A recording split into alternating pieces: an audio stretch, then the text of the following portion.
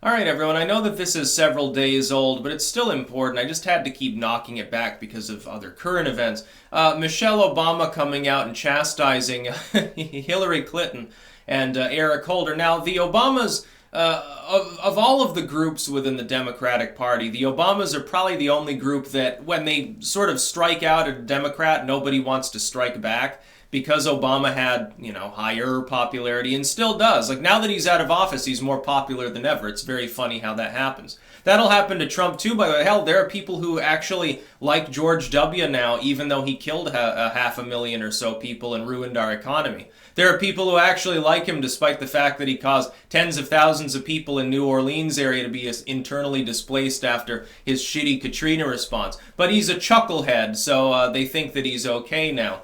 Michelle Obama, though, is a firebrand, actually, within the Democratic Party. And think, she's never held office. She doesn't speak frequently. And what the Obamas, I think, have learned is the opposite of the Clinton mentality. The Clinton mentality, ironically, a little bit closer to the Trump mentality on this token, is to inject yourself into every little issue and hammer away at it. To the Obamas, it's pick and choose and very sporadically give a rally or a campaign or say something on Twitter. The idea is that when you speak less, what you say means more. And it seems to have worked, because as soon as Michelle Obama said this, it's like, I'm not so sure that Hillary Clinton's incivility comments about not wanting to be civil towards, people who aren't Democrats or liberals or whatever the hell. Or Eric Holder's comments about kicking when people go low, we kick them in the face, basically. She's like, well, I'm not sure that that's helpful. I condemn this. And it worked. Did they shut up? Yeah, they shut up because they don't want to have to reckon with the Obamas. And I think part of it is that the Obamas in general, they're more cued into, they've got a smaller, I think, inner circle within the Democrats than like the Clintons, sort of inner circle is. It's smaller, but it's relatively well off enough at this point. It's relatively healthy enough because it's more popular, I think, and younger, and less rich, but younger and more talented maybe.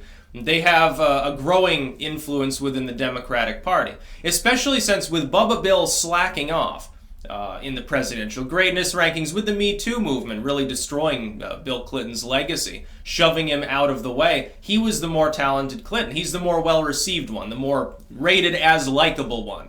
Hillary Clinton was more of the I will screw you in the ass Clinton.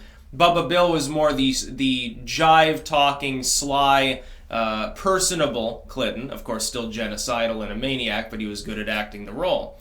And so with him out of the way, the Clintons are more vulnerable. The Obamas, I think realize at this point, and I think slightly begrudgingly, that Obama's the standard bearer of the party at this point.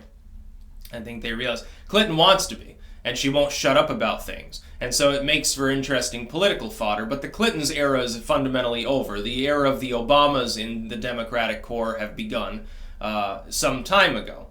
What I would say, though, is that even the Obama legacy might be torn to shreds by what's coming next because of the end of the paradigm shift. This is sort of the Obamas are sort of the tail end of the paradigm when it's beginning to destabilize already.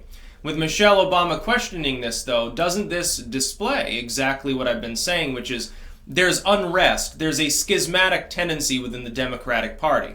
The problem is that the Clintonian-style opportunists will go to the far left and say, hey, yeah, let's kick him in the face, yeah, let's be uncivil, let's be mean, ah ha ha, sounding, again, like what they projected off on Trump supporters. They projected off during the election that Trump was violent, encouraged violence, that his supporters were basically Neanderthals and would attack people. They were getting too rowdy.